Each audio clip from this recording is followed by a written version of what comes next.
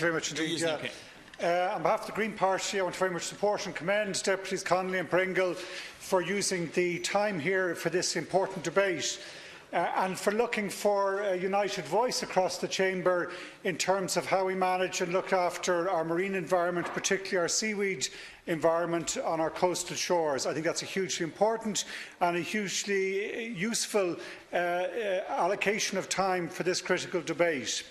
And I think it's interesting and it's right that in a sense we're looking at two particular developments of the debate to date. Is concentrated in two areas, one in Bantry Bay where a licence has been issued, and one in the area between Clare and Mayo where there is the 17 putative licences in process which have been now stalled by the Minister to consider what is the best development approach.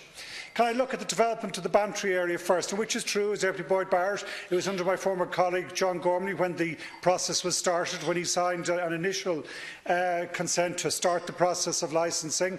It was done at a time when there wasn't any objection, there wasn't any concern. A local Irish company was looking for the development on the basis of scientific advice at the time, with no objection from the local community. It was put forward. You could argue, and I would accept and agree, that there should have been better consultation.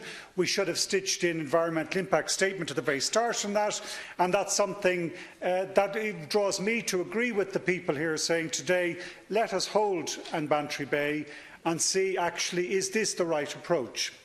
Because I listened to my colleague Senator Grace O'Sullivan, who has real expertise and interest in terms of protection of the habitat on our shoreline, and she raises real concerns with me that when you are cutting kelp at the very lowest point where it's attached, that there is real concern that it might not be regenerated. And the monitoring approach, which was agreed in 2016, I think it was, which says that, okay, you have a baseline study and we'll come back and look in 3 and 5 years' time. There's a real concern that that may be too late and the damage would be done. And it is a precious and important environment, not just for the importance of the kelp itself, but for the other fauna and effects that that has on that bay. I think the experience in what's happened in Bantry should then inform the approach we take in Connemara and in Clare and indeed in Donegal. And it's not just this issue about licensing and how we arrange our foreshore. It isn't just a seaweed issue. We have the same problem. We have a massive problem in terms of awarding of foreshore licences for oyster, for marine aquaculture. That big whole swathe of developments in Donegal were very large developments which have been signed off in recent years without any EIS. Our whole management of foreshore licence has to change. And Minister, I read your speech with interest. Unfortunately, I was in the Procedures Committee before, which meant I was late coming into this debate, but I read your speech with interest. And I think Deputy O'Keefe put it well in terms of one of the real questions is if and we will be developing seaweed in a sustainable way, our use of it. Where is the balance between the interests of those who are the harvesting, processing companies and those who are working from the local level? That's the key issue, it seems, that we need to get right, or one of the key issues. You cite the fact, I think it is, that there's something like 6,500 ownership rights in existence, and I'm sure that's probably a figure that would be very hard to nail down. The nature of that ownership rights goes back into our folklore tradition, into the heart of the community, in our coastal communities in that area, and you say there's only about 400 kind of licences that may be actively managed.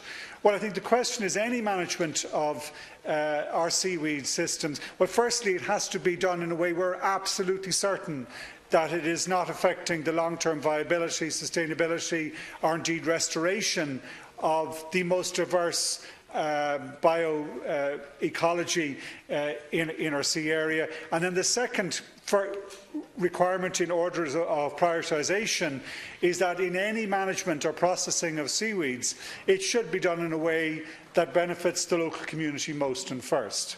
And And if that even runs foul of certain economic considerations, or sure it'd be much easier to put in a big machine and just harvest it all in the one go, well then I think we should side and err in this case in the area of really protecting local community or encouraging local community involvement, and maybe in that process being really specific and forensic in terms of how seaweed is collected or harvested and how it's used. Because in those 500 or so species of seaweed that we have access to, that exist on our shores, in the evolution that's taking place in the scientific world, which is showing a whole range of now new applications of natural material in biomimicry or in other mechanisms to provide medical or other pharmaceutical or biomedical products, we have a valuable resource. Or indeed foodstuffs, we have a hugely valuable resource. And how we manage that in that more forensic, treating as this as something really special, rather than treating as something that's a quick buck return, where you get in, get out, harvest as much as you can in as cheap a way as possible, that is not the direction that we should go. I think this is a very valuable debate, as I said, and I think both Deputy Pringle and Deputy Connolly have done us a lot of service. It's a pity that we can't get agreement here, but it seems from what I've listened to, we're not going to get agreement across the House, but it does seem that the motion is going to get support of the majority in this House, and that's welcome. I suppose the question is, well, what does that mean?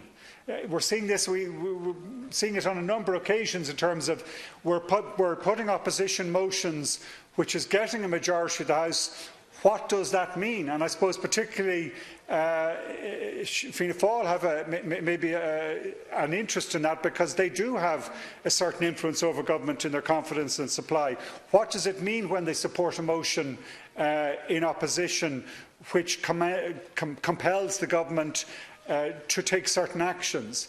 And this is an area where, more than anything else, it is possible for the government to act, in my mind. It's not without difficulty, there's not without huge, particularly down in Bantry, but I think it is what I've heard from the Fianna Fáil deputies here, what I've heard from everyone else, is the clear intention, desire of this House is for us to take the management of our seaweed resource in a different direction, to in some way start again and say, we really do need to manage this from an environmental perspective before anything else.